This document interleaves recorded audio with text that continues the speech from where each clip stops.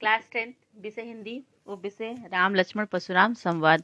राम लक्ष्मण परशुराम संवाद में कल हम तीसरा पद देखे थे, आज हम चौथा पद देखेंगे। इसके पहले मैं थोड़ा सा इसके बारे में बता रही हूँ कि ये प्रस्तुत पंक्तियों में गोस्वामी तुलसीदास जी ने श्री राम द्वारा शिव धनुष तोड़ने पर तथा परशुराम जी के क्रोध करने के पश्चात परशुराम एवं लक्ष्मण के संवाद का चित्रण किया गया है। इसमें अब हम व्याख्या देखेंगे इसका। कौशिक सुनहु मंद एहु बालक कुटिल कालवश निजकुल घालक। कौशिक सुनहु मंद एहु बालक, हे कौशिक सुनो। कौशिक किसे कह रहे हैं? विश्वामित्र ऋषि को कह रहे हैं। कौन कह रहा है? परशुराम जी कह रहे हैं कि कौशिक सुनहु मंद एहु बालक, हे कौशिक सुनो। यह मंद यानी मंद बुद्धि का बालक जो है वह कुटिल कालवश निजकुल घालक, यह बड़ा कुटिल है और कालवश काल के बस में होकर के निज माने अपना कुल घालक मतलब अपने कुल का घातक बनता जा रहा है। ये हे विश्वामित्र जी को संबोधित करते हुए परशुराम जी कहते हैं कि सुनो, यह बालक बड़ा ही मंद बुद्धि एवं कुटिल है और यह काल के बस में होकर यह अपने कुल का घातक बन रहा है। भानु बस बंस राकेश कलंकु निपट निरंकुश अबुध असंकु। भानुवश, और आगे कहते हैं कि भानुवश यानी कि सूर्यवंश, यह जो है वो सूर्यवंश रूपी पूर्ण चंद्र का कलंक है। भानुवश राकेश कलंकु, यह सूर्यवंश रूपी पूर्ण चंद्रमा का क्या है? कलंक है। राकेश यानी कि भानुवश भानुवश राकेश कलंकु, कलंकु मतलब कलंक है। यह सूर्यवंश रूपी पूर्ण चंद्रमा का कलंक है।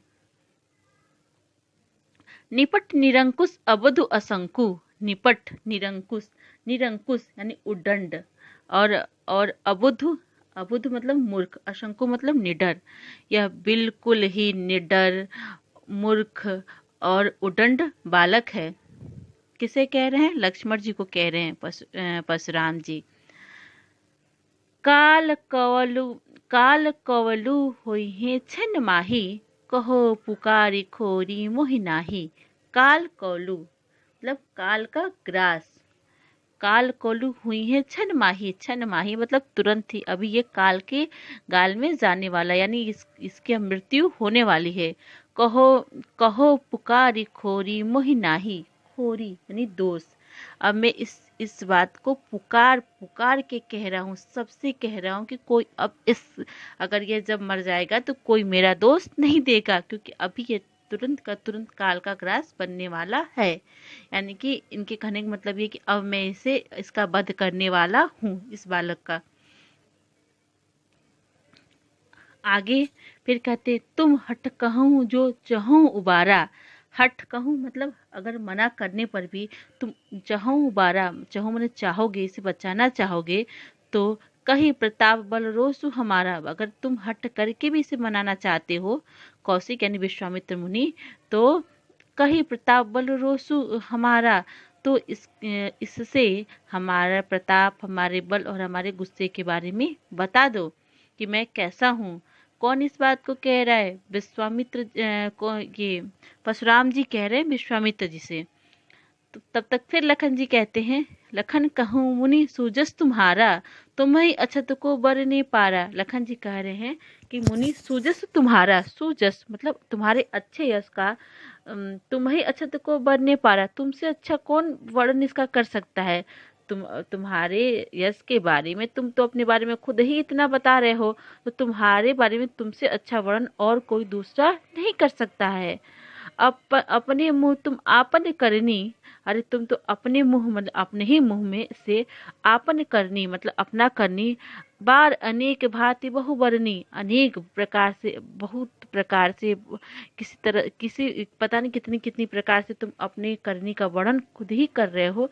तुमसे अच्छा तुम्हारी करनी का वर्णन कोई दूसरा कैसे कर सकता है।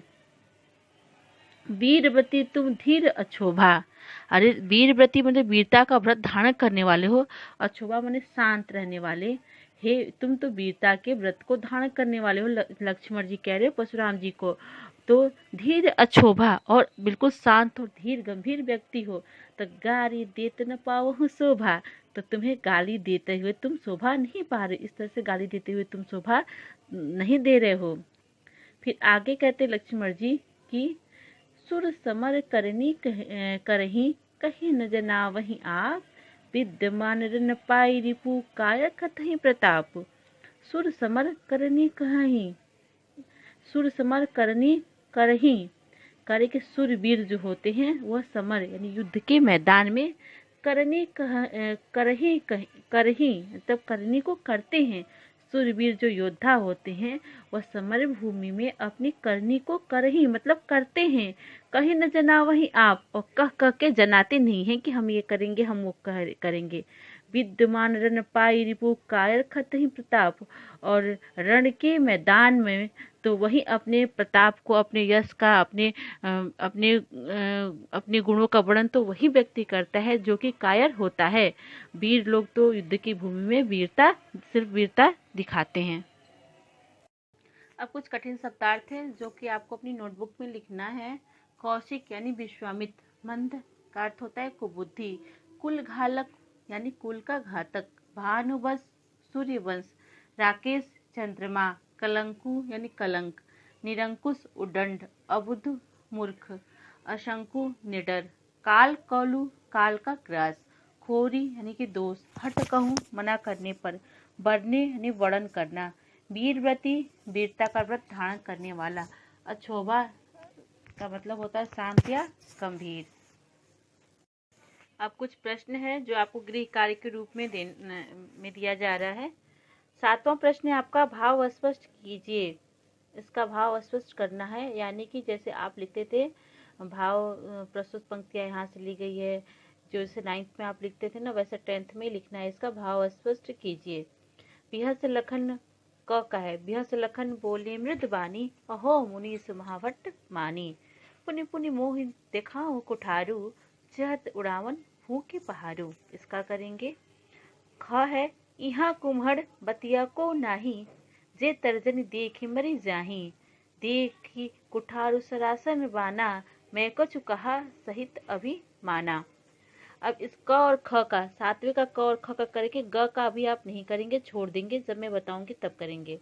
फिर आगे 8वां प्रश्न है, पाठ के आधार पर तुलसी की भाषा सौंदर्य पर 10 पंक्तियां लिखिए। आप ये 10 पंक्तियां अपने कहीं से भी खोज करके इसका उत्तर अगर आपको मिल जाएगा तो लिख लेंगे, नहीं मिलेगा तो फिर परेशान मत होइएगा। 7वें का क और ख आप कीजिएगा। क्लास 10 विषय हिंदी।